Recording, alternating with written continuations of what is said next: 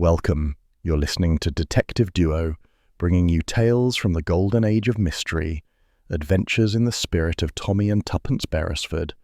Tap subscribe to stay with us and share where in the world you're listening from. The Angel Tea Rooms of Hampstead had the gentle hum of a place that believed in polite conversation and tepid scandal. The silver urn hissed like an old dowager clearing her throat, and the tables were arranged with such order that even the crumbs seemed to fall in measured fashion. Tuppence Beresford, who could never abide serenity for long, was stirring her tea with exaggerated determination.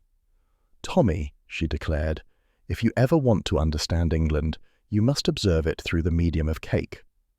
Tommy lowered his newspaper. "I've always found the law courts did the job adequately."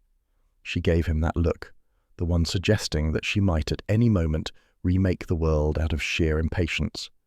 "You have no imagination. Look about you. The dowdy woman with the pearls. She's wondering if her husband is meeting someone in the city. The one at the counter, purely here for the gossip column in the Chronicle. And that man near the window, well, he's positively quivering." Tommy followed her gaze. The man in question was in his late 40s, neatly dressed in brown tweed, with a face that seemed to have mislaid its confidence. His hands hovered above his cup as though seeking instructions. Every few seconds he glanced at the door, lips moving silently. "He's nervous," Tuppence whispered. "Look at those fingers. If anxiety were contagious, we'd all be sneezing." "Perhaps he's waiting for his mother," Tommy murmured. "No man over 40 waits for his mother in a tea room," she countered. "He's waiting for something, or someone, he dreads." The bell over the door tinkled, and a draught of cool air entered, carrying the faint scent of wet pavements. The man stiffened, eyes darting toward the door. But only a young couple entered, laughing softly. The tension left him like steam from a kettle. He fumbled with his teaspoon, dropped it, and muttered an apology to no one in particular. Tuppence's eyes gleamed. Now that is the behaviour of a man rehearsing a confession. Tommy smiled faintly. Or of one who's forgotten to pay his tailor. But she wasn't listening. Her attention was riveted to the stranger's trembling hands as he unfolded a folded scrap of paper, a newspaper advertisement by the look of it, and stared at it with a sort of reluctant fascination. His lips moved again. No choice. Must trust. Then, just as suddenly, he folded it back, shoved it into his pocket, and pressed his hand to his temple. "Tommy," Tuppence said under her breath, "that man is on the verge of something ghastly." "What? Another scone?" She nudged him sharply. "Don't joke. There's fear in him. The poor creature's about to— Oh, he's dropped something." The man rose, looking half tempted to flee, half rooted to his chair. He paid hurriedly, leaving coins scattered like breadcrumbs on the saucer, and all but stumbled to the exit. His departure left behind a faint air of disarray, as though his anxiety lingered like perfume. Tuppence was already sliding from her seat. "Quickly! The paper!" "Darling, if you start burgling tea shops before luncheon—" But she had it in hand, a folded corner of the Times, torn unevenly. In the personal column, a single line was circled in thick pencil. "Information wanted on a matter of trust, Box 98. Beneath it, a faint smudge, as if someone had rubbed out an additional word. Tommy leaned over. Cryptic but disappointingly mild, could be about anything from a missing will to a mislaid umbrella. She tapped the ad thoughtfully. Or a matter of conscience. The word trust isn't there for decoration. He folded the paper. "And what do you propose? Infiltrate the post office? Answer the ad under an alias?" "Nothing so vulgar," she replied briskly. "We shall return tomorrow morning and see if our cautious friend appears again. One can learn a great deal from the second act of a nervous man." The next day dawned bright and ordinary, as though the universe had never heard of suspense. Hampstead Heath shimmered beyond the rooftops, and the Angel Tea Rooms resumed their daily ritual of polite clatter and faintly burned toast. Tuppence entered first, all brisk curiosity and crisp linen. Tommy followed with the air of a man braced for gentle humiliation. "Same table," she said, as if the tea room were a stage and the play must resume precisely where it left off. They ordered, and Tuppence's eyes darted to the window seat.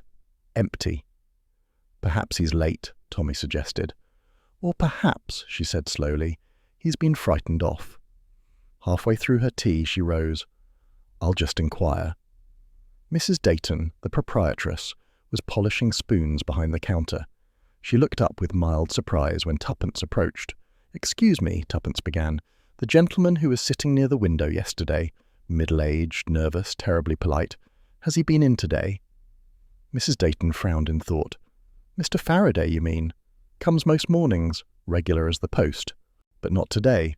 Very courteous man. Always left a halfpenny tip for the girl." "He always wiped his teaspoon before returning it. Almost ceremonial," Mrs. Dayton added. "So he's known." "Oh, yes. Lived in Swiss Cottage.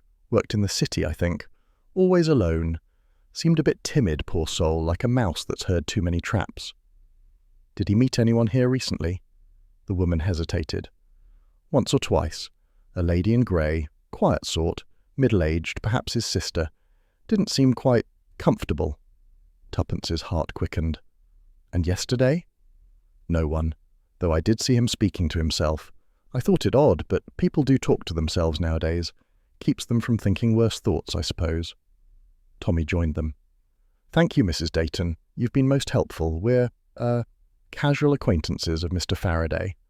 The proprietress nodded sympathetically. "I do hope he's all right. He left in a terrible hurry yesterday. I only noticed afterward he hadn't touched his second cup." She pointed to the table by the window. There, beneath the lace cloth, sat a solitary cup and saucer, forgotten amidst the morning bustle. The tea within had long gone cold, a faint scum forming on the surface like the closing eye of a secret. Tuppence stared at it for a long moment. The sight was absurdly ordinary, yet it chilled her. Something in the stillness, the unfinished gesture, hinted at interruption. Tommy spoke softly. "Most likely he's caught the flu or a train. Let's not romanticize a teacup." But she shook her head. "No, Tommy. A man that frightened doesn't vanish between sips unless someone or something makes him." They stepped back into the street. The morning was cheerful, all sunlight on cobblestones and the smell of fresh bread from the bakery next door. Yet Tuppence felt a thin thread of unease winding through the air. She turned the folded scrap of the Times in her hand. "A matter of trust," she repeated, "and a man who couldn't finish his tea." Tommy sighed. "I can already tell you're not going to let this rest." "Certainly not," she said, eyes narrowing with resolve. "We've stumbled upon something delicate, and I intend to find out what." As they walked away, a shadow stirred in the reflection of the tea-room window, the silhouette of a woman in grey, watching them leave. It began, as Tuppence later said, with a teacup and a question mark. Swiss Cottage, late afternoon. The Beresfords stood outside a narrow red-brick terrace that smelled faintly of furniture wax and resignation. A brass plate by the door read, "Mrs. Vernham, rooms to let, quiet gentlemen only." "Seems he qualified," Tommy murmured. Mrs. Vernham herself opened the door before they could knock twice. She had the thin, watchful look of one who could price a man's virtue by the shine of his shoes. "Mr. and Mrs. Beresford," Tuppence announced cheerfully. "We're Mr. Faraday's cousins. He hasn't been in touch and we're a little concerned." At once Mrs. Vernham's suspicions softened into the practised sympathy of the long-time landlady. "Oh, I am sorry, madam. Mr. Faraday was the quietest of lodgers, always in by 9, slippers in hand, no visitors, no noise. But I haven't seen him since Thursday." "Thursday?" Tommy repeated. "Yes, sir. Left his rent on the mantel and went out after breakfast. Said something about catching the 10:12. Didn't say where to." "Would you mind if we took a quick look in his room?" Tuppence asked, "just to make sure all's well." "Well, I shouldn't, but since your family—" The woman relented, leading them up a narrow staircase that creaked like a confessional. Faraday's room was a monument to order. Every item seemed to exist in quiet obedience. Books aligned by height, shoes side by side beneath the bed, slippers precisely parallel. Even the ashtray contained only one neat stub, positioned as if measured. Tuppence moved slowly through the room, her curiosity reverent. He must have brushed the dust before leaving. Tommy examined the writing desk. A man who labels his drawers bills paid and bills pending can't be spontaneous. She opened a small chest of drawers. Inside were ties rolled like soldiers on parade, socks folded in perfect pairs, and at the bottom, letters, bound with twine, each marked by date. She flicked through them with delicate fingers until one caught her eye. The stationery was fine, embossed faintly with the watermark Gainsborough Chambers, but the second sheet was missing. "Tommy, look, someone's removed a page." He came to her side. The first sheet began, "Dear Mr. Faraday, regarding your inquiry into the late Mrs. Sholto's estate." Then it ended abruptly. The next page had been cleanly torn away. Tommy frowned. He was corresponding with a firm of solicitors. That hardly sounds criminal. "No, but it sounds important," she said. "And Mr. Faraday wasn't the sort to tear a page untidily. See the frayed edge? Someone did this in haste." Tommy examined the wastepaper basket, empty except for a single pencil shaving. He even empties his bin. A man like this doesn't misplace pages. Tuppence perched on the edge of the chair, thinking. The afternoon sun slanted through the lace curtains, gilding the dust motes like tiny conspirators. He was frightened, Tommy. Mrs. Dayton was right. The kind of fear that makes you pack your slippers neatly but forget to breathe. Or, Tommy suggested mildly, the kind of fear that makes you leave town for a week and not tell anyone. She ignored him, scanning the mantel. Above it hung a small photograph, Faraday beside a group of office clerks, all wearing the resigned smiles of men who believed efficiency a virtue. He alone looked slightly apart, as if uneasy even in a photograph. Tuppence's eyes narrowed. He's the sort who notices things others overlook. A cautious man, a witness to something he shouldn't have seen. Seen what? That, she said softly, is what we must find out. She tucked the incomplete letter into her handbag before Tommy could protest. Evidence, she explained, or at least a souvenir. Mrs. Vernon reappeared at the door, looking nervous. "I hope you won't think ill, madam, but Mr. Faraday did receive a visitor the day before he went. A gentleman, tall, fine coat, with eyes like cold metal. They spoke for 10 minutes, no raised voices, but Mr. Faraday trembled afterward. I heard him lock his door twice that night." Tuppence gave a quick smile. "You've been wonderfully observant, Mrs. Vernon." "Well, one learns to notice," the woman said primly. "In a house full of men, it's either that or go mad." Tommy tipped his hat. "You may yet out-detect Scotland Yard." When they stepped out into the street, the air seemed sharper, as though the ordinary world had receded a little. The traffic hummed distantly. Somewhere a piano played the opening of a dance tune already out of fashion. Tuppence clutched her handbag. A torn letter, a missing man, a lady in grey, all perfectly arranged for trouble. Tommy sighed.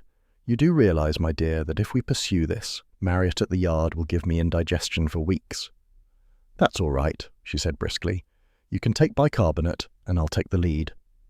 He looked at her with that resigned affection that years of marriage can forge only through shared escapades. "What exactly is your theory?" "That Mr. Faraday was a cautious witness," she said, and someone decided caution wasn't enough. As they walked toward the underground, a church clock struck 6, a neat, punctual sound, perfectly in keeping with the vanished man's habits.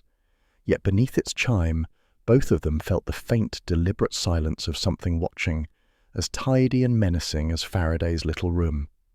The bell above the frosted glass door of Gainsborough Chambers gave a delicate chime as Tuppence pushed it open. The air inside had the stillness peculiar to old offices, a blend of musty ledgers, brass polish, and unspoken caution. A small clock ticked on the wall with prim insistence, and somewhere deeper within, the faint scratch of a pen moved steadily over parchment. Tommy glanced around with the wary curiosity of a man visiting a dentist. "You can almost hear the wills being contested," he murmured. "Be quiet," Tuppence whispered. "We're here on legitimate business. Almost." A clerk, pale and bespectacled, appeared from an inner door. He spoke in a voice so carefully modulated it might have been tested by a metronome. "Good morning. You have an appointment?" "No," Tuppence replied pleasantly. "But we are relatives of Mr. Leonard Faraday. He was a client of Mr. Denham's. We've reason to believe he may be in some difficulty."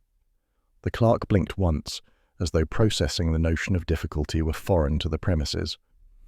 "Mr. Denham is in conference," he said, "but I shall inquire." He disappeared, leaving them in the small waiting area.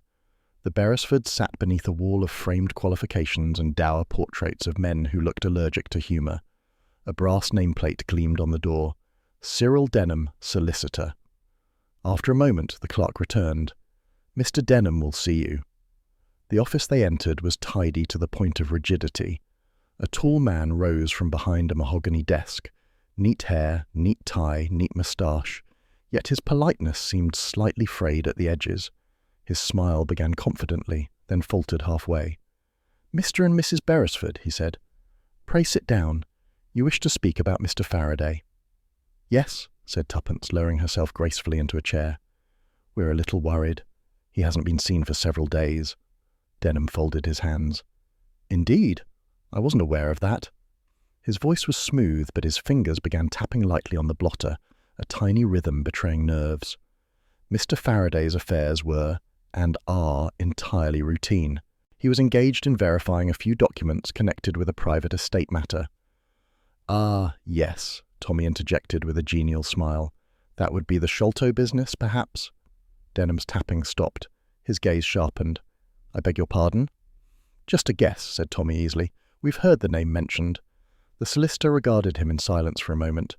"Then I must advise you not to involve yourselves in gossip. Mr. Faraday's duties were confidential." Tuppence leaned forward slightly, eyes bright with apparent innocence. "Forgive us, Mr. Denham, but Mr. Faraday seemed uneasy lately. If you knew him, you must have noticed he was the sort of man to balance his emotions as carefully as his checkbook. And yet, someone frightened him." Denham smiled again, but the gesture didn't reach his eyes. "You mistake conscientiousness for fear, Mrs. Beresford. Mr. Faraday was cautious, yes, but not, how shall I put it, dramatic." He moved a stack of papers aside with nervous precision. As he did so, Tuppence's gaze caught a sheet lying half exposed on the blotter. It began with the words, "regarding the matter of Ravelin Street," before Denham's hand darted across it like a magician concealing a trick. Tuppence noted it with the calm of a cat observing a mouse's heartbeat. "I don't mean to pry," she said sweetly, "but that name, Ravelin Street, sounds rather pretty, doesn't it? Almost continental." Denham's jaw tightened. "It's of no consequence, and if you will forgive me, I must advise you to drop this inquiry. Whatever Mr. Faraday's reasons for absence, they are his alone." He rose, a subtle dismissal. Tommy, accustomed to such manoeuvres, stood too. "Thank you for your time," he said, offering a cordial handshake that Denham accepted with mechanical politeness. Tuppence, however, lingered. "You're quite certain Mr. Faraday wasn't involved in anything irregular?" Denham's eyes flicked to the door, then back. "Quite certain," he said, but his voice betrayed the smallest tremor. "Now, if you'll excuse me, my clerk will show you out." Back in the corridor, the clerk, the same pale young man with the measured voice, walked them toward the door. He didn't speak until they were almost outside.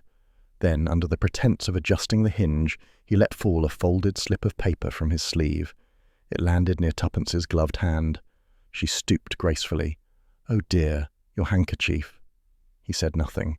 His face remained blank as she pocketed the note. Only his eyes flicked once toward the inner office, a silent warning. Outside, the chill air of Lincoln's Inn Fields felt suddenly liberating. The noise of traffic and distant carriage wheels broke the spell of muffled dread that clung to the chambers. Tommy adjusted his hat. "Well, that was pleasant. I always leave solicitors' offices feeling guilty, even when I've done nothing." Tuppence unfolded the note and read aloud. "Ask about Mary Taverner." She folded it again thoughtfully. "So, our nervous solicitor has something to hide and his clerk doesn't approve." "Mary Taverner," Tommy repeated. "Sounds like a character from a sentimental novel. Could be anyone." "Could be the woman in grey," Tuppence murmured, "or the reason our Mr. Faraday disappeared." That evening the Beresfords dined at home, a modest supper of omelette and dry humour. The small sitting room at South Audley Mansions glowed softly under the lamplight, the faint crackle of the wireless filling the gaps in their thoughts. Tuppence sat curled in an armchair, staring into space, the note balanced between her fingers. Tommy watched her over his pipe. "You've been looking at that scrap for 10 minutes. It hasn't confessed yet?" "Not yet," she said absently. "But I can feel it wants to. You saw Denham's hands, Tommy. They practically told the story. Drumming, fidgeting, covering papers. That man's terrified." "Terrified of what?" "Of exposure, but not for himself." She looked up suddenly. "He's frightened for someone else." Tommy puffed at his pipe. Or of someone else. Could be he's mixed up in something unsavoury. Forged wills, dodgy inheritances. I rather like that phrase, Ravelin Street. Has the ring of a criminal address. Tuppence rose and crossed to the window. Below, the street lamps shimmered against damp pavement. The city was alive with muted restlessness. She spoke softly, as though thinking aloud. He wasn't lying exactly. More like a man caught between truth and duty. That's a very Tuppence-like distinction. Thank you. She smiled faintly. But I know that look. I saw it once in a man who'd been blackmailed. He wanted to speak, but couldn't. You see, Tommy, guilt and fear wear different shoes. He was walking in both. He set down his pipe. So what's our next step? Tomorrow, we find Ravelin Street. And if we're lucky, Mary Taverner will be waiting with a cup of tea and a confession. Tommy leaned back, half amused, half resigned. And if we're unlucky? Then, said Tuppence, eyes glinting, we'll at least have earned our supper. She turned out the lamp.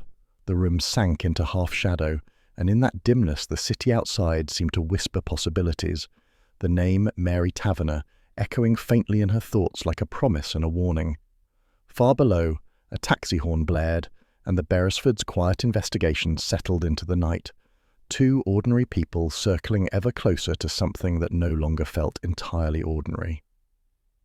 Ravelin Street, Tommy read aloud, peering at the scrap of paper as they emerged from the underground.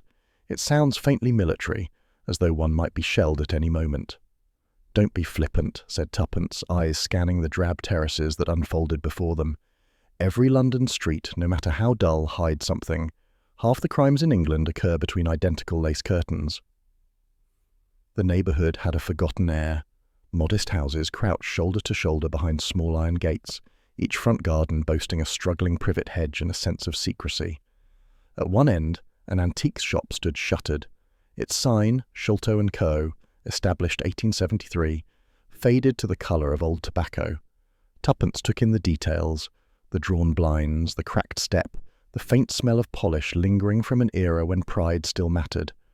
Unimpressive, she murmured, but just the sort of place where something rather nasty could happen quietly. They passed the shuttered shop, rounding the corner to a row of houses that looked as though they were holding their breath. Outside number 14, a middle-aged woman was sweeping the pavement with brisk determination, the kind of neighbour whose broom collected not only dust but also gossip. Tuppence's instincts sharpened. She smiled pleasantly. "Excuse me, I'm looking for a property nearby. Rather quaint, small garden, something just like this. You wouldn't happen to know who owns number 12? The woman straightened, brushing off her apron. "That one belonged to the old lady, Mrs. Sholto. Died a few months ago, bless her, though some say she lingered too long. Her nephew's got it now, I suppose. You're thinking of renting?" "Possibly," Tuppence said, adjusting her hat with the air of mild enthusiasm. "It looks well kept." "Well kept? Ha!" the broom wielder snorted. "Ever since the funeral it's been empty, though the blinds move sometimes, and I've seen them. I said to Mrs. Pottle next door, 'If it's empty, who's drawing the curtains?'" Tuppence gave a sympathetic murmur. "How unnerving." "Oh, I don't mind," the woman said cheerfully, lowering her voice. "Not since poor Miss Taverner disappeared. You must have heard. It was in all the papers for a day or two." "Miss Taverner?" Tuppence feigned ignorance. "Was she a relative?" No. Companion to Mrs. Sholto. Sweet little thing. Too sweet, if you ask me. Always polite, always neat, the kind that fades into wallpaper. She looked after the old lady till she died, then vanished the week after. Some say she ran off. Others say different." "What sort of different?" Tuppence asked gently. The woman leaned on her broom, savouring the drama. "Mrs. Sholto changed her will just before she died. Left nearly everything to her nephew, Julian Sholto. Used to be a soldier, now something in the city. But Miss Taverner was meant to get a small legacy, you see, for loyalty. Funny, that will was signed with 2 witnesses, and one of them was a Mr. Faraday." Tuppence's pulse quickened. "Faraday?" "Yes, a little nervous man. Always looked like he'd mislaid something important. Came here the day the new will was signed. Afterwards he looked like he'd seen a ghost. Never came again." Tommy, who had been pretending to examine the ironwork of the gate, glanced toward the darkened windows of number 12.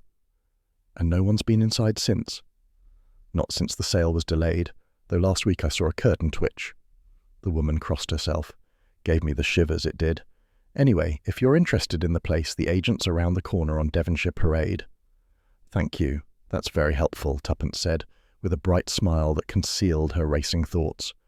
They moved on slowly, letting the conversation settle like dust behind them. Tommy was the first to speak. "Faraday as a witness to a changed will. That doesn't feel like coincidence." "Nor does a vanished companion," said Tuppence. "I think we've found our Mary Taverner." They turned back toward the shuttered shop. Up close, the building exhaled neglect.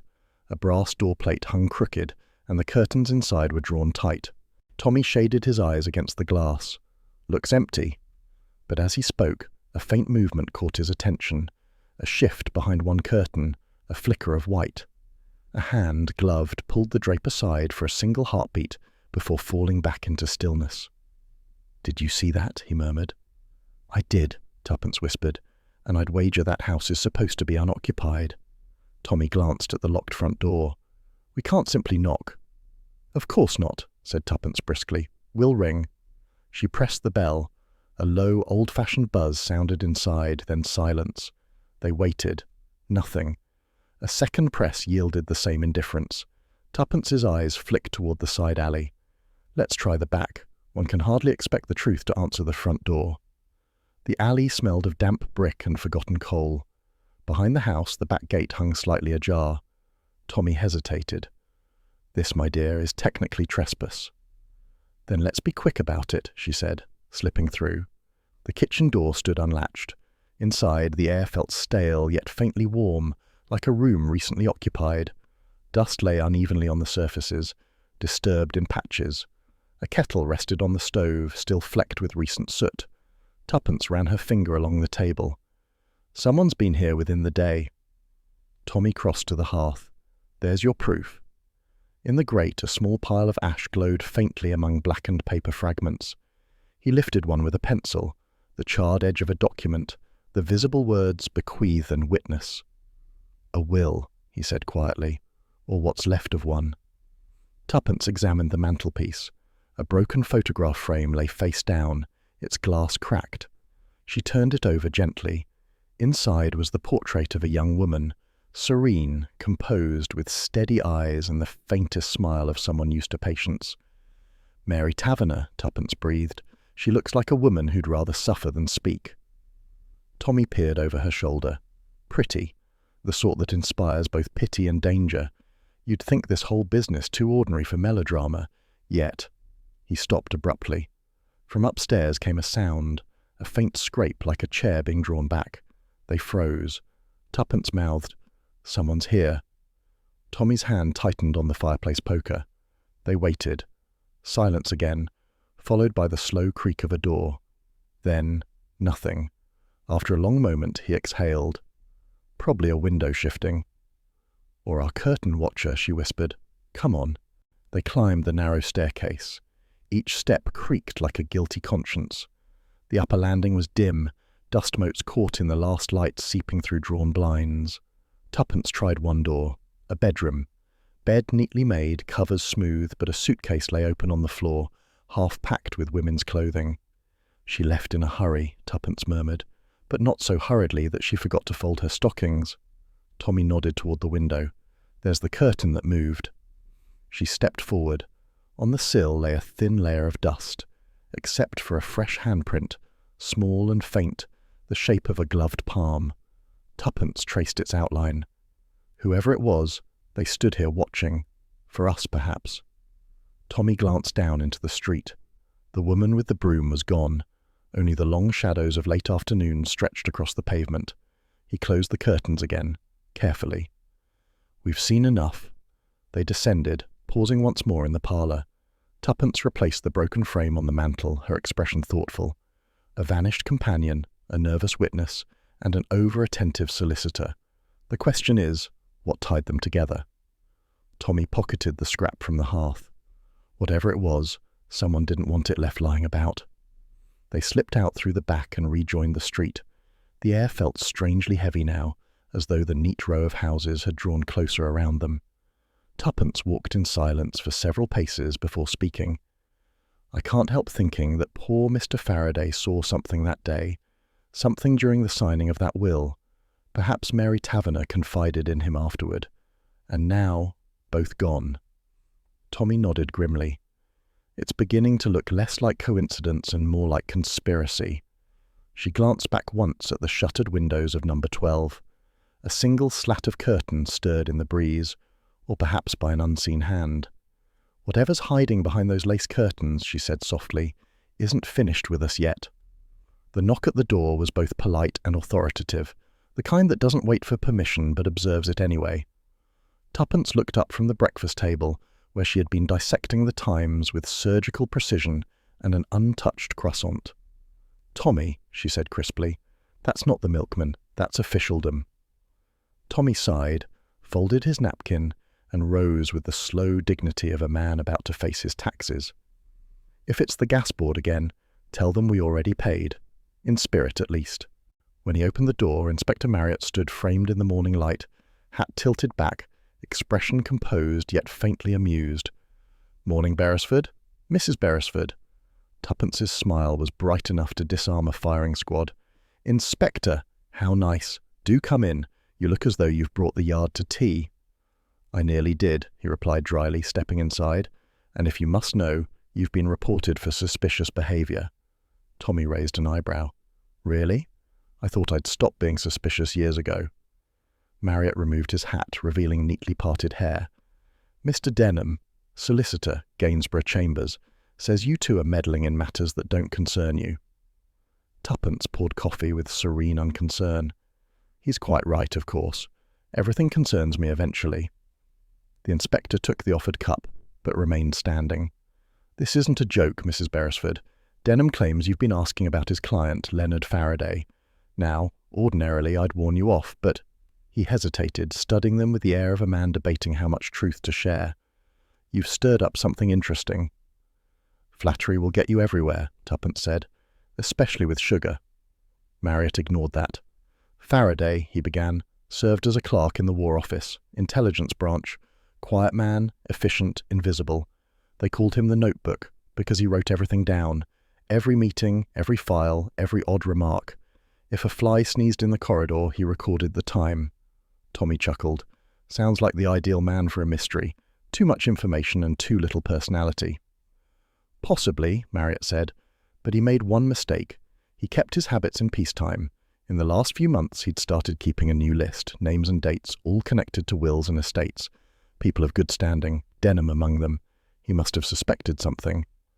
Tuppence leaned forward, eyes bright. "Fraudulent inheritances?" "Exactly." Marriott sat at last, the weight of official secrecy settling around him. "We've had whispers for a while, respectable people forging wills, manipulating signatures, funneling small estates through shell trusts. No single case big enough to draw attention, but together, quite the tidy sum. And Faraday, bless him, must have realised he'd stumbled onto the pattern." Tuppence glanced toward the mantel where the torn letter from Gainsborough Chambers lay safely tucked behind the clock. "If Faraday had proof, why not go to you directly?" "Because," Marriott said grimly, "the men involved have friends, in law, in finance, possibly even in the yard. He was cautious. Too cautious. I think he was collecting alibis before making his move." Tommy gave a low whistle. "And now he's vanished. Convenient for everyone but us." "Precisely," said Marriott. "You two have a knack for appearing where trouble is brewing. So tell me, why were you poking into Denham's business?" Tuppence smiled sweetly. "Because Mr. Faraday left behind a rather compelling mystery and a half-drunk cup of tea, and because Denham behaves like a man whose conscience itches." Marriott chuckled under his breath. "You haven't changed, Mrs. Beresford. Still chasing shadows for sport." "Not for sport," she corrected, eyes sharp. "For curiosity. There's a difference. One gets you exercise, the other gets you answers." The inspector set down his cup and opened a small leather notebook. "Here's what we've got. 2 months before Faraday disappeared, he corresponded with Denham regarding the estate of one Mrs. Sholto, recently deceased. The will was altered a week before her death, witnessed by Faraday and a young woman named Mary Taverner." Tuppence's fork paused halfway to her mouth. "Mary Taverner, of Ravelin Street." Marriott's gaze lifted. "So, you've already found that connection?" "We've been industrious," Tommy said modestly. Marriott scribbled something. Then you'll understand my suspicion. Mary Taverner disappears days after Mrs. Sholto's death. Faraday vanishes weeks later. Denham looks nervous. And somewhere, someone is destroying wills in fireplaces. Tuppence's smile faded. You know about that? A neighbour reported you entering the Sholto house yesterday afternoon, the inspector said, his tone halfway between reproach and admiration. Fortunately, I've decided not to charge you with breaking and entering, on the grounds that you're usually useful. Tommy lifted a hand. We found the ashes of a will and a broken photograph, presumably of Mary, that's all. That's enough, Marriott said. It confirms our theory. Mrs. Sholto's will was rewritten under pressure, and at least one witness regretted it. Tuppence rose, pacing slowly to the window. So Faraday kept a record of these respectable forgeries. What if he wasn't just keeping it for himself? What if he meant to send it somewhere, or to someone? Marriott nodded slowly. That's the question. If he did, the list could expose a dozen comfortable reputations, which makes him the sort of man who doesn't live long. Silence settled for a moment. The only sound was the faint tick of the mantel clock, steady and deliberate, like Faraday himself. Tommy broke it first. Well, Tuppence, it seems we've wandered from idle curiosity into genuine peril. She turned, eyes glinting with amusement. We've done it before. At least this time there are wills instead of revolvers.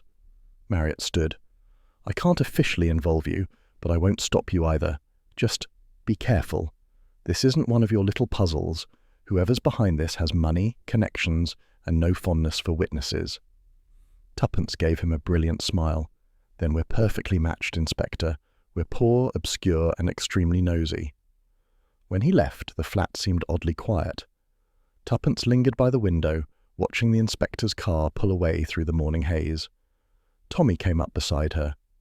Well, what do you make of our vanished clerk now? He wasn't timid, she said thoughtfully.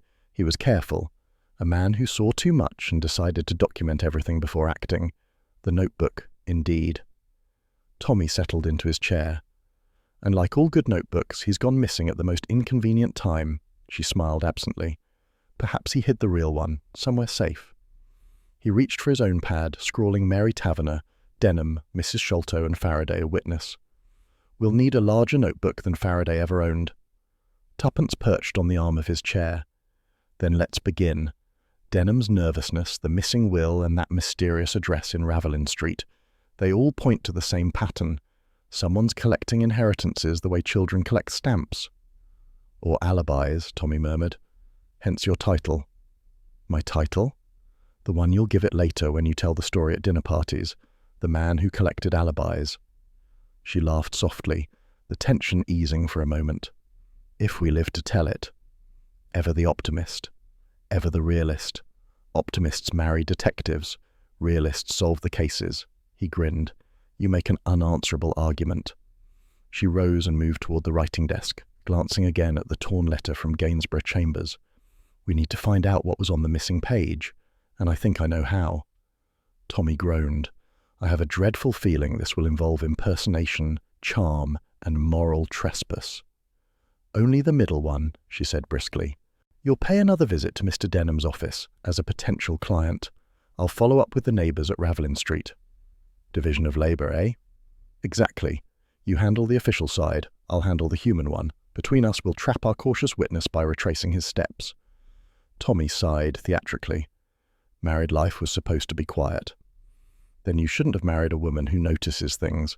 He looked at her with a mixture of exasperation and admiration. You mean a woman who manufactures mysteries where none exist? Oh, but they do exist, she said softly, eyes distant. Only most people choose not to see them. Faraday saw, and it frightened him. I intend to see as well. Her tone left no room for argument. Tommy merely nodded and rose. Very well, Mrs. Beresford. Let the record show that I am reluctantly enlisted. Splendid, she said, clapping her hands once. Then let's find out why the man who kept everyone's secrets couldn't keep his own. Later, as the clock chimed noon and they prepared to leave, Tuppence paused at the door, glancing back at the tidy flat. Everything was in its place, the kind of order that, in another man's life, might have been comforting. But now it only reminded her of Faraday's room, neat, composed, and missing its owner. Outside, London went about its daily clatter, unaware as always that under its orderly facades, small men with notebooks and women with secrets were setting the stage for tragedy. The stairs smelled of cabbage and regret. Tuppence Beresford climbed them with the brisk determination of a woman who had faced worse. "Second floor," she murmured, counting doors as she went. 2 flights up from despair, 1 below bankruptcy. Tommy followed, less poetically inclined. "You do realise, Tuppence, that the rent in these places rises in direct proportion to their shabbiness." She ignored him. "Number 9, here we are." The door was ajar. A voice from within called, "Mind the loose board, love. The landlord's had a year to fix it and hasn't yet remembered what tools look like." Tuppence smiled and stepped inside. The room was draughty, dim and as untidy as a forgotten conscience. A kettle hissed on a spirit stove, mismatched cups jostled on a chips tray.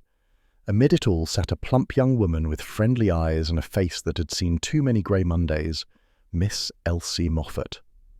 "Mrs. Beresford," she said, wiping her hands on her skirt. "You wrote about Mary. I didn't expect, well, not the likes of you anyway." "I'll take that as a compliment," Tuppence said, removing her gloves. "This is my husband Tommy. We're trying to learn a little more about your friend." Elsie nodded toward 2 chairs that looked as if they might apologise for existing. "Tea's all I can offer, I'm afraid, and some sponge cake, though it's seen better days." Tuppence sat gracefully. "Better days are overrated." Elsie poured the tea, her hands slightly unsteady. "You found out about Mary, then? Poor girl. It's been months now and not a word. The police came round once, wrote things down, and that was that." "She left suddenly?" Tommy asked. "Oh, yes. Packed up and gone before I got back from work. Didn't even take her teapot, and she loved her tea, did Mary."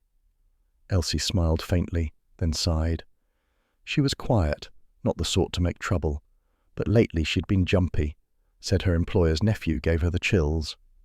"Julian Sholto," Tuppence prompted. "That's him. Handsome enough, but all angles and temper. Always turning up at the house, arguing about wills and inheritances. Mrs. Sholto was nearly 90, more asleep than awake most days, but he'd go on about what's fair and family rights. Mary said he could charm a saint 1 minute and frighten the same saint the next." Tuppence sipped delicately. "And when did she last see him?" "The week before Mrs. Sholto died. Came to the house late at night after the doctor left. Mary told me she had to witness a paper being signed. Said she didn't like the look of it, all hush-hush and candlelight. Mr. Faraday was there too, her word, not mine. Some clerk fellow who shook like a leaf but signed all the same." "Leonard Faraday," Tommy said quietly. Elsie looked surprised. "You know him?" "We're trying to," Tuppence replied. "What exactly did Mary say about that night?" Elsie frowned in thought. "Only that it felt wrong. The old lady barely knew what she was signing, and the nephew kept saying things like, 'Just a formality,' and 'Don't trouble yourself, Aunt.' Afterwards, Mary said she saw Mr. Faraday pocket a piece of paper he wasn't meant to take.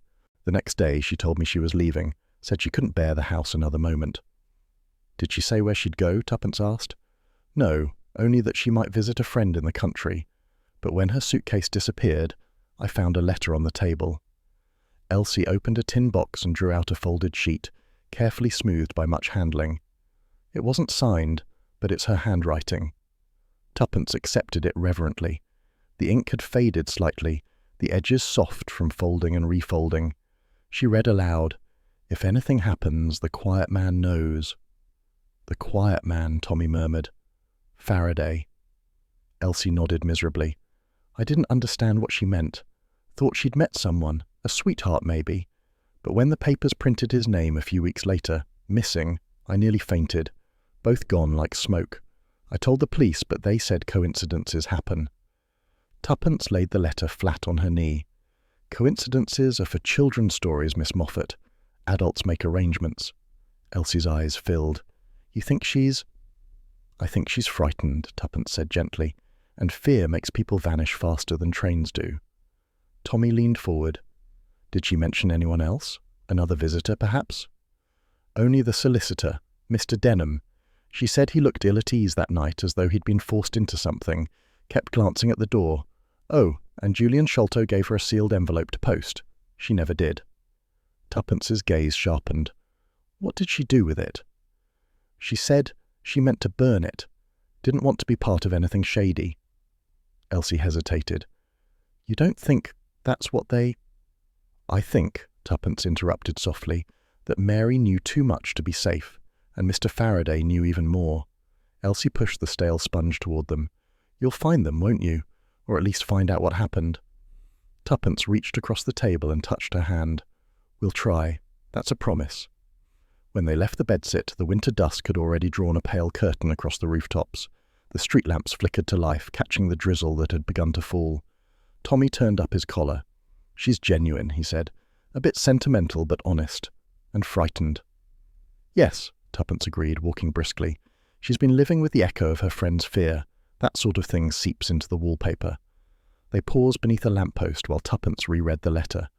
If anything happens, the quiet man knows, she repeated. It's like a breadcrumb trail. She trusted Faraday to keep the truth safe. Which means whatever he knew was enough to make both of them disappear, Tommy said. I rather dislike where this is going. Tuppence smiled faintly. That's why you married me, to improve your sense of adventure. He gave a rueful grin. I was hoping for improved cooking. She ignored that. Let's think it through. Faraday witnesses a suspicious will with Mary. She becomes uneasy and leaves. Then he vanishes. Denham's involved, and Julian Sholto, our charming villain, inherits everything. Except peace of mind, Tommy added. I'd wager he's the sort who can't sleep unless someone's flattering him or dying for him. They reached the corner where a tram rattled past, throwing sparks into the wet air. The sound seemed to underscore the rhythm of their thoughts. Tuppence folded the letter carefully. We need to find out what Faraday was working on before he disappeared. Marriott said he kept lists, meticulous records. If one still exists, it might name every person involved in this inheritance racket. Tommy nodded. Then tomorrow we pay another visit to the Sholto house, and perhaps to Gainsborough Chambers.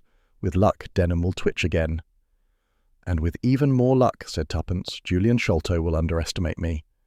That, Tommy said dryly, is a habit of men everywhere. Later that evening, in their sitting room, the Beresfords went over the facts once more. The fire crackled. Outside, the city hummed softly, indifferent to secrets. Tuppence spread the items before her. The torn letter, the note from the clerk, Mary's unsigned warning. Tommy lit his pipe and leaned back. You know, there's a certain grim poetry in this. 2 witnesses, both cautious, both vanishing into thin air, almost tidy. Tidy as suspicious, she murmured. People don't disappear neatly. They leave traces, letters, glances, unpaid rent. She tapped Mary's note, and clues disguised as final words. Tommy blew a contemplative cloud of smoke. Marriott won't like us poking further, but if there's a forgery ring using old ladies' wills, it's worth stirring. Tuppence looked up sharply. If? Tommy, it's as clear as daylight. Denham's tied to Julian Sholto through that altered will. Faraday saw too much, and Mary tried to warn someone. The only question is, who killed Silence first? He smiled faintly. You do realize we're speculating ourselves into trouble. Of course. That's where the fun begins. For a while they sat in companionable quiet. The fire's glow softened the edges of the room, turning papers into shadows and thoughts into whispers. Then Tuppence rose, suddenly restless. We'll visit Inspector Marriott in the morning, she decided. He needs to know about the will signing and Mary's letter. And then... Then? Tommy asked. She smiled, that bright, dangerous smile he knew too well. Then we go hunting for the man who collected alibis, and the people who paid for them.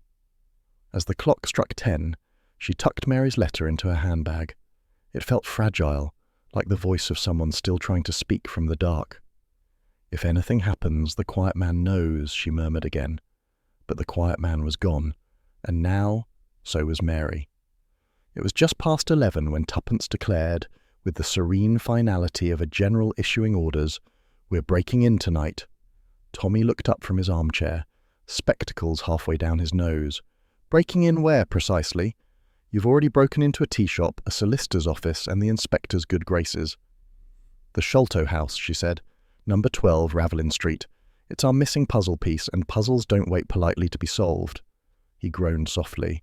"You do realize there's a law against burglary?" "Don't be melodramatic. It's only burglary if you steal something. We're merely observing. Tommy sighed, setting aside his pipe. And if we're caught, then you'll smile and explain we were lost.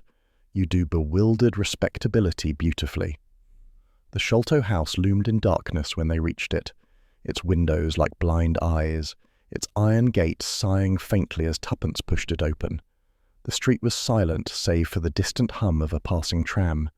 A cat darted across the pavement, pausing just long enough to regard them with the sort of disdain only cats and policemen can manage. Tuppence's voice was a whisper. Round the back, the kitchen doors warped. I noticed it last time. I can't believe you noticed that, Tommy muttered. I notice everything worth noticing. The door gave way after some persuasive pressure. They stepped inside, torchlight slicing through the thick gloom. The air smelled faintly of dust, lavender polish, and something older, the ghost of habitation. Charming, Tommy murmured. If you like your decor in abandoned suspicion. Shh, Tuppence hissed. Every house tells its secrets in its own time. We're here to listen. And they moved through the ground floor, the beam of light sweeping over covered furniture and yellowed wallpaper. In the drawing room, a mirror caught their reflection, two figures caught between mischief and danger. Then Tuppence froze. Listen. A faint ticking came from the mantel, a small clock still keeping time, absurdly faithful in its vigil. It's wound, she whispered. Someone's been here recently. Tommy frowned. Either that or Mrs. Sholto had remarkable foresight. Upstairs, Tuppence decided. I want the attic. The staircase groaned beneath their weight. On the landing, her torch picked out a long corridor, wallpaper peeling in strips, doors ajar like half-formed memories. At the end stood a narrow flight of steps leading to a trapdoor. Tommy eyed it skeptically. You do realize attics are where people in stories get hit over the head. That's why we're being careful, she said, already climbing. The attic air was stale and cold. Dust hung in thick veils, stirred by their movement. Old trunks, furniture draped in sheets, and stacks of gilt picture frames crowded the space like silent witnesses. Tuppence shone her torch across the nearest wall, row upon row of framed photographs, forgotten family faces staring from the past. She moved closer, brushing off cobwebs. There, she said suddenly. Look. Among the frames hung a photograph identical to the broken one they had found downstairs. Mary Taverner, serene and composed. But this one was different. A heavy black line of ink crossed her face, drawn with deliberate cruelty. Tommy's breath caught. That's not accidental. No, it's hatred, or fear. She lifted the frame down carefully. Whoever did this wanted her erased. Not just gone, but denied. He nodded toward a stack of boxes. And if I were a frightened man hiding records, I'd put them up here too. They began searching, the silence broken only by the soft creak of floorboards. Tuppence rifled through an old sewing chest, finding lace, letters, and a collection of dried flowers. Tommy pried open a tin marked China tea, finest blend. He whistled softly. You'll never believe this. Inside, neatly folded, lay a small black notebook, the cover cracked but intact. Tuppence took it reverently, Faraday's handwriting. She opened it to reveal tightly written pages filled with columns of dates, initials, and brief notes. CD, luncheon, Feb 18, JS. Visit, 7:45 p.m. MT present. Each entry ended with a tiny mark, a symbol resembling a keyhole. Tommy leaned over her shoulder. CD, Cyril Denham, JS, Julian Sholto, MT, Mary Taverner. Faraday was keeping a ledger of meetings. And this symbol, perhaps indicating the will forgeries. Her eyes gleamed. He was documenting their conspiracy in code. They turned another page. More names appeared, all with dates and cryptic remarks.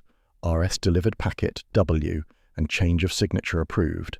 Then, on the last page, a single line. If lost, the list continues. What list? Tommy whispered. Before she could answer, a sound below cut through the stillness, the unmistakable creak of a door opening. They froze. The torchlight trembled slightly in Tuppence's hand. Someone's in the house, she breathed. Tommy switched off the light. Darkness folded around them. From the floor below came the slow rhythm of footsteps, deliberate, measured, searching. They heard a faint metallic click, a torch being switched on, and saw through the gaps in the floorboards a thin blade of light moving across the lower hallway. Tuppence's hand found Tommy's. He whispered, "Up here, we're trapped." "Not quite," she murmured, nodding toward a small dormer window at the far end. "If we're quick." They crept across the attic, careful to avoid loose boards. The footsteps grew louder, the intruder moving from room to room, methodical, patient. At the window, Tommy eased it open. Cold night air rushed in. The narrow roof sloped downward toward a small extension below. "Ladies first," he muttered. "Gallantry accepted," she whispered, and swung herself out, landing softly on the lower roof. Tommy followed, pulling the window shut behind them. From inside, a door slammed. A beam of light swept the ceiling beneath where they'd stood moments before. They climbed down the drainpipe to the back garden, breath misting in the chill. Somewhere nearby, a match flared and went out, someone smoking in the dark. Tuppence tugged Tommy toward the side gate. "This way." They slipped out into the alley just as the front door of the house opened. A car engine coughed to life. Headlights flared briefly against the shuttered windows before the vehicle pulled away, its taillights vanishing into the fog at the end of the street. They stood still for a long moment, the night pressing close around them. Tommy exhaled slowly. "Well, we're not the only ones interested in Sholto's secrets." Tuppence clutched the tea-tin to her chest, her voice low but resolute. "No, and whoever that was, they knew exactly where to look." She turned toward him, eyes bright with determination. "Faraday left us his notebook. Now it's up to us to finish what he started." Tommy gave a wry smile. "You realize that's precisely the sort of remark that leads to trouble." "Yes," she said, linking her arm through his. "Isn't it wonderful?" They began walking back toward the main road, the echoes of their footsteps swallowed by the city's sleeping hush. Behind them, number 12 Ravelin Street stood silent once more, but its windows, if one looked closely, seemed to glint faintly in the dark, as though something, or someone, inside was still watching. The headline appeared innocently enough in the evening edition, wedged between advertisements for patent tonics and boarding house vacancies. "Safe return of notebook to Mr. F. Left luggage counter, Paddington Station, Thursday 6 p.m. To the casual reader, it meant nothing, but to those who had reason to understand, or to fear, it was bait, and deadly bait at that. Tuppence folded the paper with crisp satisfaction. "There, if that doesn't smoke out our quarry, nothing will." Tommy looked up from his armchair, expression caught between admiration and alarm. "My dear girl, you've just announced to London's entire criminal population that we're accepting lost property." "Exactly," she replied. "The guilty can't resist reclaiming what condemns them."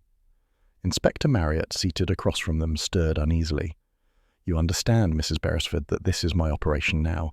My men will be in plain clothes throughout the concourse. You'll remain inconspicuous." Tuppence gave him a sunny smile. "I always am, Inspector, until I'm not." Paddington Station at 6 o'clock was a symphony of purposeful chaos. Porters shouting, whistles shrilling, and the steady rhythm of luggage wheels against tiled floors. The air smelled of steam, oil, and movement, that particular scent of departures and regrets. Tuppence and Tommy arrived 10 minutes early, dressed like any other middle-class couple with business in town. She carried a folded umbrella and a handbag whose contents were anything but feminine, a compact mirror, 2 tram tickets, and a miniature torch.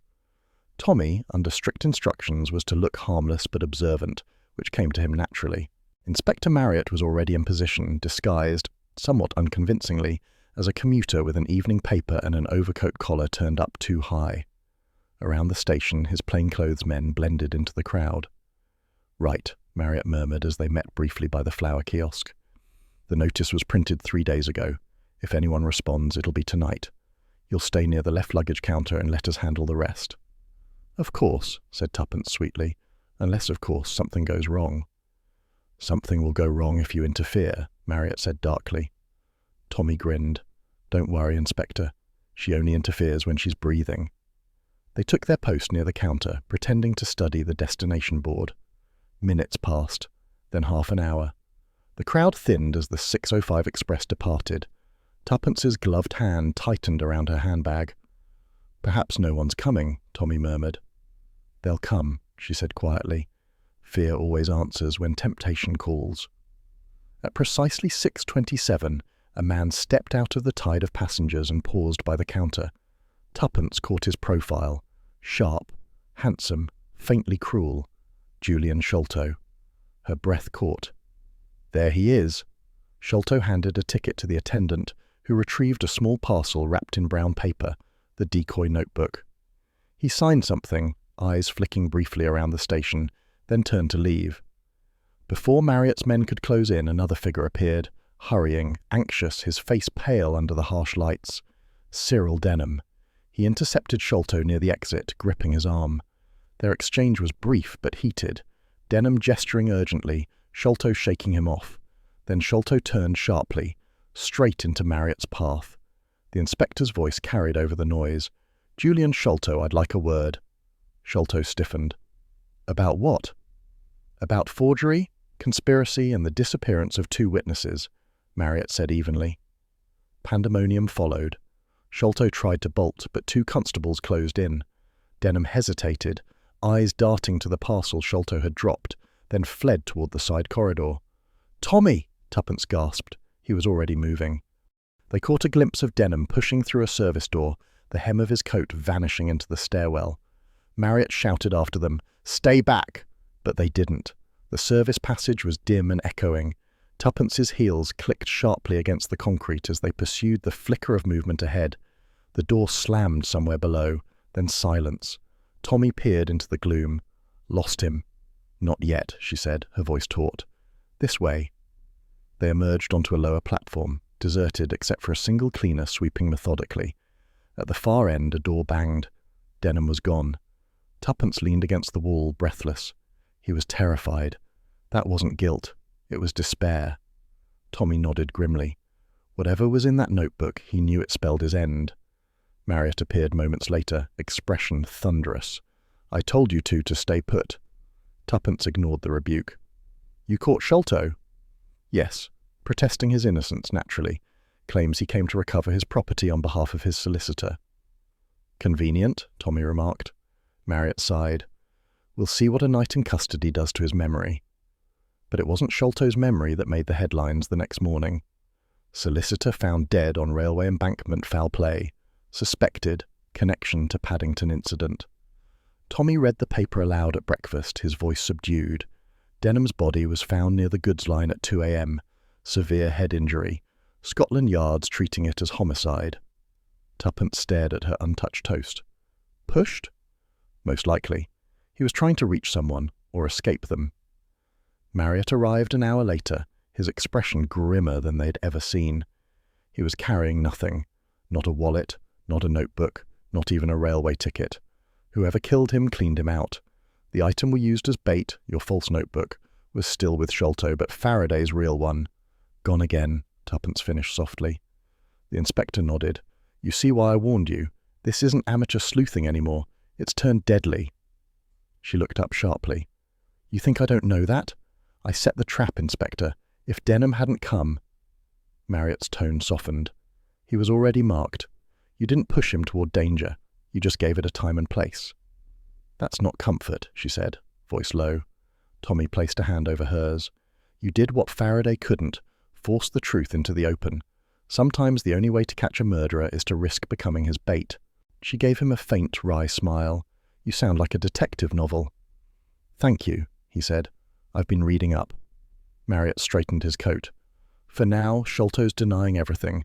Claims Denham was blackmailing him over the will.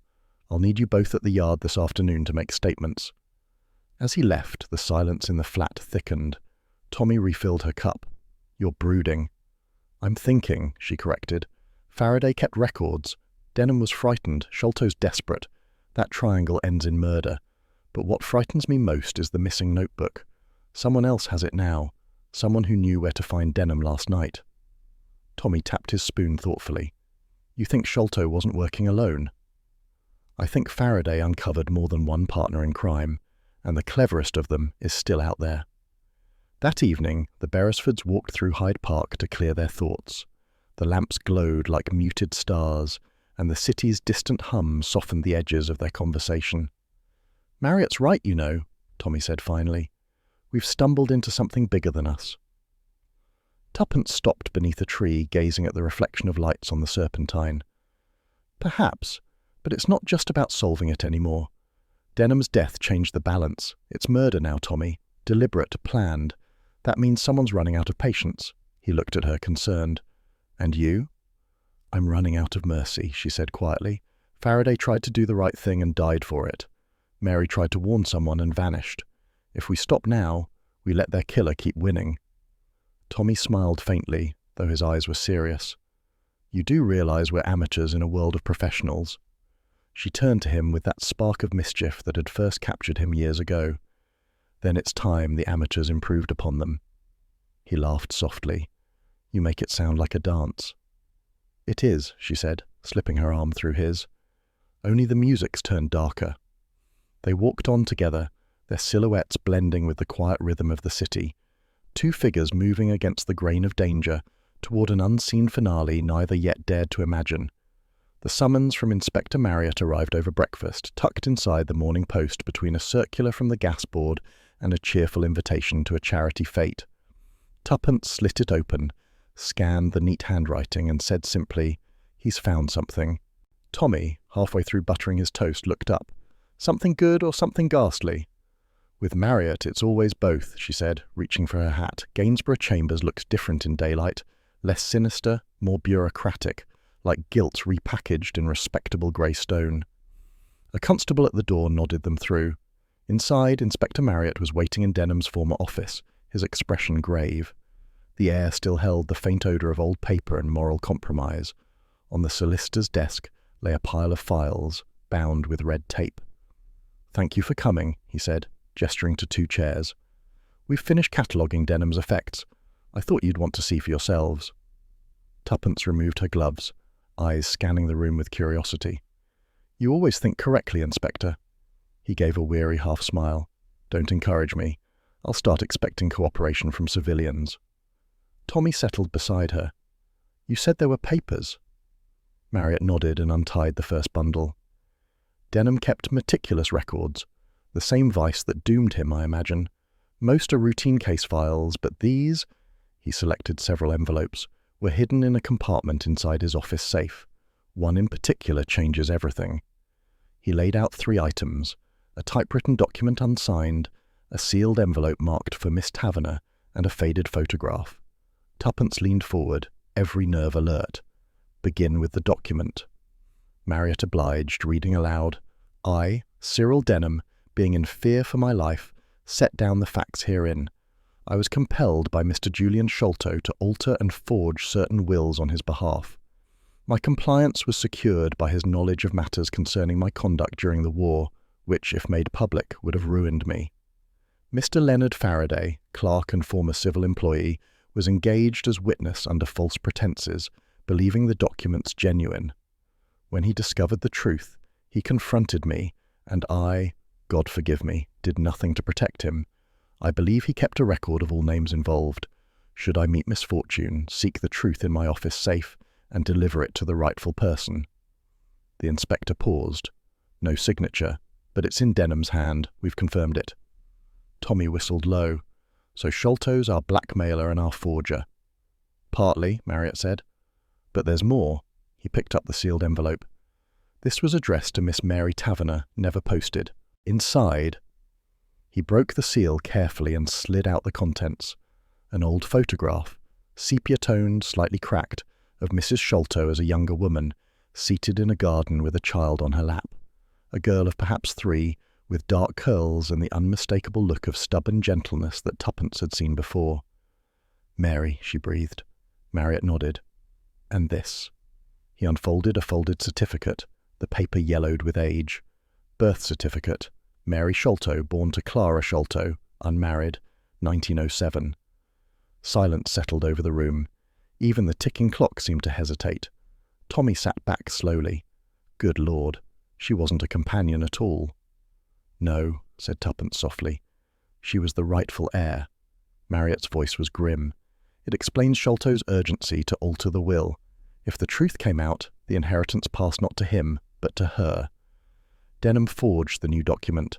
Faraday witnessed it, then realized the trick. That's why he disappeared. Tommy frowned. But why the photograph? Why not destroy it? Because Denham was torn, Tuppence said, her tone thoughtful. He was a coward, yes, but not heartless. That envelope, addressed to Mary, it's his penance. He wanted her to know if he couldn't make it right himself. She turned the photograph over. On the back, faint pencil marks read, "The Garden at Brook Lodge, 1910. Brook Lodge, she murmured. Wasn't that Mrs. Sholto's first residence before she moved to Ravelin Street? Marriott nodded. The property's been unoccupied for years. We checked ownership, still in the estate's name. Tuppence's mind was already moving. Then that's where she may have hidden next. Mary knew Ravelin Street was compromised. She'd never have stayed there once Faraday vanished. Marriott sighed. You're already planning your next trespass, aren't you? Call it humanitarian curiosity, she said lightly. The inspector looked as if he wanted to argue, but didn't. Before you go gallivanting across the countryside, let's be clear. Julian Sholto remains in custody pending further evidence. If he's guilty, and I believe he is, we'll find proof. But there's someone else out there who's been pulling strings. Denham's confession implies as much. Tommy leaned forward. Another name? Marriott shook his head. Only initials. See here. Bottom of the confession. He pointed to a faint line scrawled beneath the text. Send to H at W. H at W, Tuppence repeated. Hardly helpful. Marriott folded the papers. Not yet. But I've learned to trust Mrs. Beresford's intuition.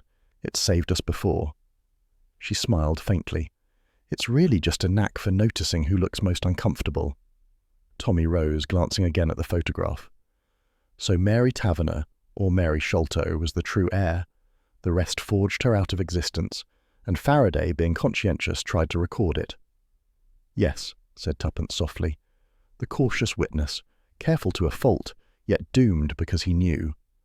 Her gaze lingered on the photograph's inked handwriting. Imagine it, Tommy, a woman forced to watch her own name vanish from her mother's will, and the man who might have saved her silenced for his caution. Tommy placed a hand gently on her shoulder. You're taking it rather to heart, darling. I'm allowed, she said. Women like Mary seldom make headlines, but they haunt history all the same. Marriott cleared his throat. Sentiment aside, we need that notebook decoded. If we can match Faraday's initials with dates, we'll trace payments, locations, perhaps even the accomplice Denham feared. He gathered the papers back into their folder, then hesitated. Mrs. Beresford, keep this confidential. The press mustn't learn that Mary was Mrs. Sholto's daughter. It would destroy what's left of her reputation. Tuppence gave him a long look. Reputation seems to survive everything but truth, Inspector.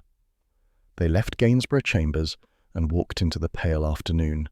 London had that washed, restless look it wears after rain. Pavements glistening, cabs splashing, the city both weary and alive. Tuppence tucked her arm through Tommy's. You see now, don't you? Every piece fits.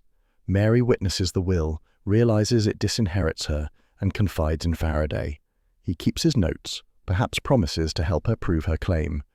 Denham panics. Sholto pressures him. Then both witnesses vanish, one in fear, one in death. Tommy nodded slowly. And now Denham's ghost sends us his confession. Not quite ghost, she corrected. More conscience.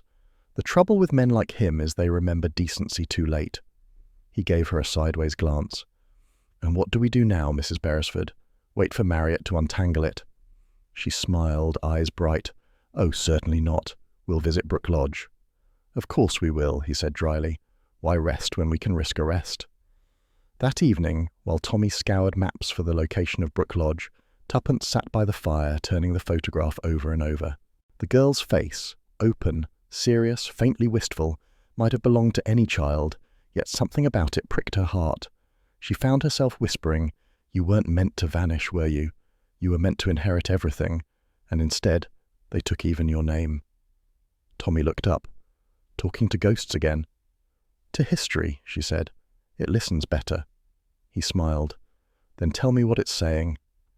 That Faraday tried to protect her, Denham tried to absolve himself, and Sholto tried to bury them both. But someone else, H at W, tied the final knot.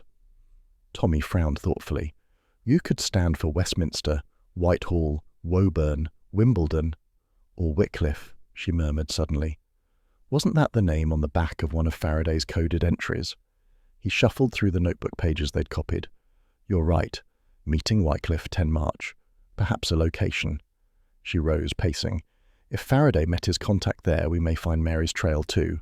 Brook Lodge could be nearby. Tommy closed the notebook.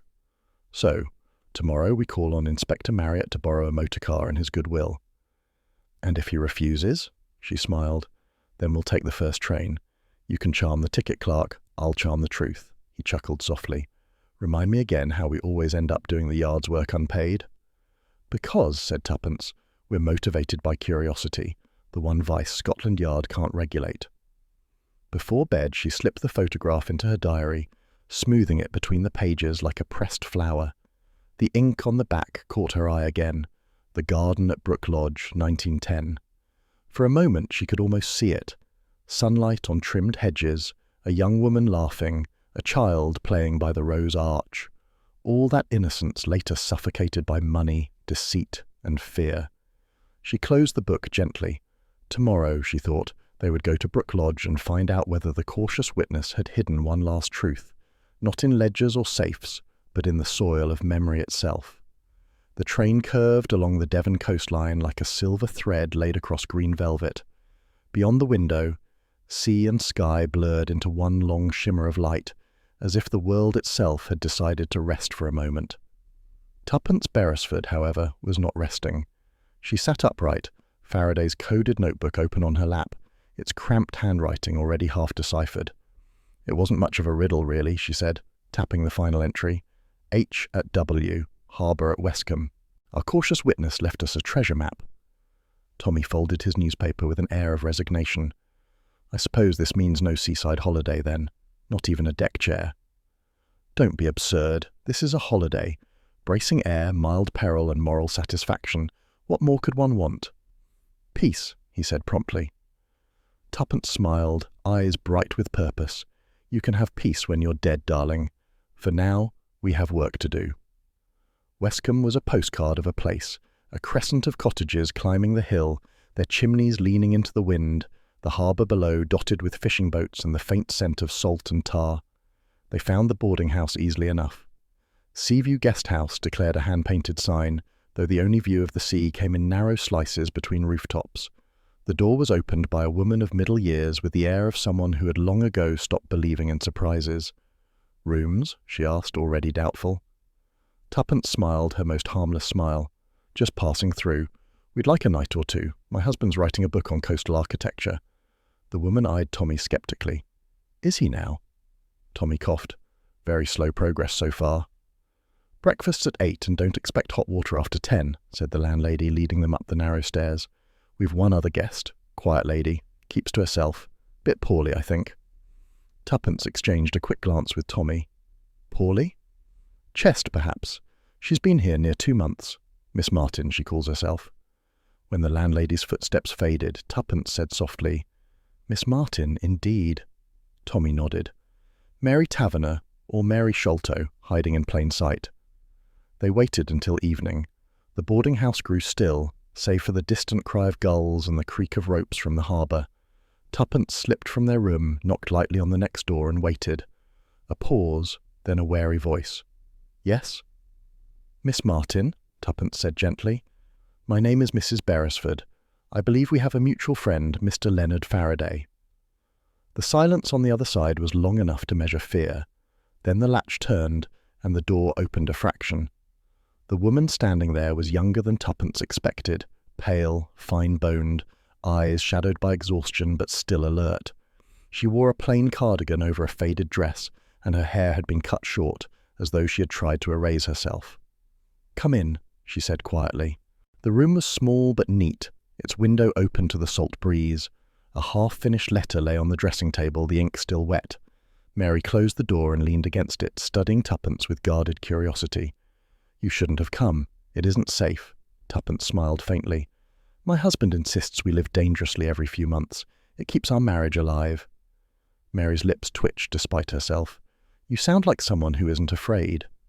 Not quite true, Tuppence said softly. I'm often afraid. I've just learnt to be louder than my fear. That earned a small, trembling laugh, the first sign of warmth. Tuppence gestured to the chair. "May I?" Mary nodded. "You know about Faraday, then?" "We know he helped you escape," Tuppence said. "We know he kept records, and that he died for them." Mary's hands clenched in her lap. "He didn't die by accident, did he?" "No," Tuppence said gently. "But he died trying to protect the truth." Mary turned to the window, staring out toward the water. "He said we'd be safe once the papers reached the police. He thought Denham would come through, that he'd send the confession. But when I saw Denham's death in the paper," her voice broke, "I knew I was next." Tuppence crossed the room and placed a steadying hand on her shoulder. "You did what you had to do to survive, but the danger's nearly over. Julian Sholto's been arrested." Mary turned, eyes wide. "Arrested? Truly?" Tuppence nodded. "Denham's confession named him. But there's more, Mary. We've seen your birth certificate." For a long moment Mary said nothing. Her face went very still, as though the words had frozen her. "Then you know," she whispered. "Yes," said Tuppence softly. "You're not just a witness. You're Mrs. Sholto's daughter, the heir." Mary sank into the chair, her breath catching. "I used to dream she might have wanted me, that I wasn't just a sin to be hidden. When I became her companion, she never said anything. But sometimes," she smiled faintly, "sometimes she'd call me by another name without realizing. My little May. I thought it was a habit. I didn't know it was my own." Tuppence knelt beside her. Faraday knew. "He pieced it together from the records, didn't he?" "Yes," Mary said. "He told me after the will signing. He was furious. Said the document disinherited me and gave everything to Julian. He said it was a forgery, that Denham had been coerced. He wanted to go to the police, but I begged him not to. I was afraid of what Sholto might do." "And he did find you," Tuppence murmured. Mary nodded slowly. 2 nights later, he came to the house, shouting drunk. Faraday made me leave through the kitchen. He said he'd delay him, that he'd follow after. But I waited all night by the station and he never came. I thought he'd changed his mind. Then the papers said he was missing." She pressed a trembling hand to her lips. "He died because of me." Tuppence shook her head. "He died because he believed the truth mattered. And it still does." Mary's eyes filled. "What can I do? They'll find me if I go back." "That's why you won't go alone," Tuppence said firmly. "We'll go together. To Marriott. He'll see you're protected." Mary hesitated. "You don't understand what it means to stand in court, to have everyone know—" "I do," said Tuppence, her tone steady. "Not your exact pain, perhaps, but the kind of courage it takes to speak when silence feels safer. It's the hardest kind of bravery there is." For a long time, neither spoke. Outside, the tide was turning, the faint hiss of waves against stone carrying through the open window. Finally, Mary whispered, "I can't bear more death." Tuppence's hand tightened gently on hers.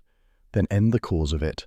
Denham tried, Faraday tried, now it's your turn. You don't have to be loud, Mary. You just have to be firm." A knock interrupted them. Tommy's voice came through the door. "Everything all right in there, old thing?" "Yes," Tuppence called, glancing at Mary with a reassuring smile. "Better than all right." He entered, looking faintly surprised at the scene. Mary pale but calm, Tuppence seated beside her like a counsellor of souls. "Ah," he said. "Progress?" "Revelation," Tuppence corrected. "Miss Taverner has decided she's tired of hiding." Mary looked up at him, a faint smile trembling at the corners of her mouth. "If I do this, what happens to Sholto?" Tommy's voice was quiet. "He faces trial for fraud, coercion, and perhaps murder. The law will see it through." She nodded slowly. "Then I'll testify." Tuppence exhaled, relief mingled with pride. "Good girl." Mary rose, went to the window again, and stared out toward the harbour. "It's strange," she murmured. "For weeks I've watched those boats going out, envied how free they looked. But freedom isn't running away, is it? It's standing still and refusing to be erased." Tommy smiled. "That's philosophy, not flight." "Then let's be practical," Tuppence said briskly, rising. "We'll wire Marriott this evening, arrange safe travel to London tomorrow, and perhaps," she added with a touch of humour, "a police escort that doesn't arrest us on sight." Later, as dusk deepened and lamps winked on across the harbour, Tuppence sat by the boarding-house fire with Tommy. The day's tension had ebbed, leaving only quiet reflection. "She's stronger than she knows," Tuppence said softly. "It's remarkable how fear fades when you call it by name." Tommy nodded. And you, my love, would make a terrifyingly effective guardian angel. Tuppence smiled. Guardian angels are overrated. I prefer mortal stubbornness. He glanced toward the stairs where Mary's shadow briefly crossed the landing. So it ends not with gunfire, but with testimony. Tuppence looked into the fire. That's the truest kind of ending, Tommy. Not the loud one, but the just one. They sat in companionable silence, listening to the distant sigh of the tide. Outside, the sea rolled endlessly against the breakwater, washing away footprints, names, and falsehoods alike, but not the courage that had brought a frightened young woman back from the edge of disappearance. The courtroom was packed, not with scandal seekers, but with the quiet hum of curiosity that gathers when truth is finally about to speak. It was not grand, merely functional. Oak benches, dust motes spinning in the sunlight that filtered through grimy glass, the echo of shuffling papers and whispered names. But for Tuppence Beresford, seated beside Tommy in the second row, it felt like a stage upon which a whole morality play was reaching its end. Mary Taverner sat in the witness box, pale but steady. Her hands, folded in her lap, betrayed only a faint tremor. She was no longer the frightened girl from the Devon boarding house. She spoke clearly, firmly, her voice carrying just enough emotion to pierce the stillness. I was present when my mother's will was signed, she said. The document read to her that night was not the one she intended. Mr. Denham appeared uneasy, and Mr. Faraday, Mr. Leonard Faraday, looked as though he wished to object, but Mr. Julian Sholto insisted that it was merely a formality, and neither of them dared refuse. It was only later I learned why. Her eyes met the coroner's briefly before she continued. Mr. Denham told me before he died that he had been coerced. He wanted to make it right. Mr. Faraday tried to help him, but they were both afraid. I believe that fear cost them their lives. A ripple went through the room, a subdued murmur, quickly stilled by the clerk's gavel. At the back, Inspector Marriott leaned against the wall, arms folded, his face unreadable. He caught Tuppence's eye and gave the smallest nod, a gesture of shared vindication. When the questioning ended and Mary stepped down, Tommy whispered, "Well, that was the moment the scales tipped." Tuppence nodded. "Courage at last. She's done what two men couldn't." He gave her a sideways look. "I'd say that's usually the way of things." Julian Sholto's trial followed swiftly. The evidence, though circumstantial, was damning. Forged documents, Denham's unsigned confession, Faraday's coded notes, and finally the discovery that ended all doubt: a body recovered from the Paddington Canal. Leonard Faraday had not vanished voluntarily. Weighted by chains, his watch stopped at 11:46 p.m., the night he disappeared. The coroner's words were grim and without embellishment. Death by drowning, consistent with foul play. Tuppence sat through the inquest, her heart heavy. Marriott presented his report with professional precision, each fact laid bare like a surgeon's incision. There were no surprises now, only the sad inevitability of it all. When it was over, and the court adjourned, she lingered by the door as people filed out, solicitors, clerks, journalists. Tommy waited beside her, hat in hand. "He was so careful," she murmured, "so deliberate, so afraid of doing the wrong thing that he never quite managed to do the right one in time." Tommy slipped his arm through hers. "You mean Faraday?" "Yes. He saw what was happening. He kept records. He even tried to protect Mary, but he moved too cautiously. If he'd come forward sooner," Tommy's voice was gentle, "he'd have been killed sooner too." She looked at him, troubled. "Perhaps, but there's something tragic about a man who sees the truth and never finds the courage to speak it." He smiled faintly. "You're thinking like a philosopher again, not a detective." "Perhaps the two aren't so different," she said. They walked out into the bright London afternoon. The city, indifferent as ever, went about its noisy routines, buses rumbling, vendors calling, children darting between lampposts. Life, Tuppence thought, has no patience for tragedy. It insists on continuing. A week later, the Beresfords were back in their flat at South Audley Mansions. The case was officially closed. Julian Sholto awaited trial at Brixton Prison, and Mary Taverner, Miss Sholto now properly reinstated, had withdrawn to the countryside, determined to begin again. Tuppence stood by the window, watching a milk cart rattle past. "It's all over, and yet it isn't," she said. Tommy looked up from the armchair where the evening paper lay folded beside him. "You're thinking about Faraday again." She nodded. "And Denham. Two quiet men who tried in their own ways to be good, but they were both too late." Tommy poured her a cup of tea and handed it over. "That's human nature, isn't it? We all wait for the perfect moment, until the door's shut, the train's gone, and we're left holding the ticket." She smiled faintly, warming her hands around the cup. "You do come out with the odd proverb when you're not looking." He grinned. "I like to think of it as borrowed wisdom. Anyway, you've proved your point again. Marriott says the Yard owes you both gratitude and indigestion." "I'll settle for gratitude," she said. "Indigestion I can get from my own cooking." He chuckled, folding the newspaper. "So, Mrs. Beresford, what shall we do next? Another case? Or perhaps something safer, like rearranging the bookshelves?" "Bookshelves," she said, "are never safe. They hold too many unfinished stories." Tommy raised an eyebrow. "Meaning?" She crossed the room to the mantel where Faraday's recovered notebook, now returned to its rightful owner, but temporarily in their keeping, lay closed beside a vase of carnations. "Meaning there's always another cautious witness somewhere, waiting too long to speak. I hope they've learned from his mistake." Tommy leaned back, smiling softly. "And what's our lesson, then?" Tuppence considered, then said quietly, "Never wait for the right moment. It's usually taken." He nodded, a spark of affection in his eyes. "Wise as ever, Mrs. B." "And practical," she added, "because next time I intend to act before anyone else can vanish into a canal." Tommy laughed. "You do make domestic life sound thrilling." She gave him a mock glare. "Domestic life is thrilling, especially when it involves murder, deception, and a properly brewed pot of tea." He rose, went to the sideboard, and busied himself with the kettle. "Speaking of which, shall I play the cautious witness and ensure you don't scald yourself?" "Don't you dare," she said. "If there's one thing I'm competent at, it's tea-making. The rest, I admit, is debatable." He handed her the teapot with exaggerated care. Then to the cautious witness, "May his caution serve as our warning." She smiled as she poured. "To Faraday, who tried to do right, even if he did it too carefully." They clinked cups, the sound soft and final, like a punctuation mark at the end of a long sentence. Outside, the city went on, buses grinding through the dusk, footsteps hurrying along the pavement, the muffled rattle of evening trains heading west. Life resumed its rhythm.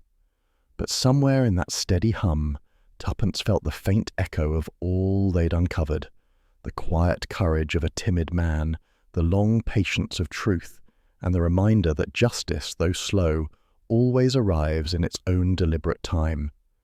She turned back to the table, smiled at her husband, and said in that brisk, familiar tone he adored, "Now then, Tommy, let's see what's in the Times before another mystery sneaks up on us." And with that, the case of the cautious witness closed, not with thunder or triumph, but with the gentle clink of china, and the comforting certainty that decency, though delayed, had finally spoken.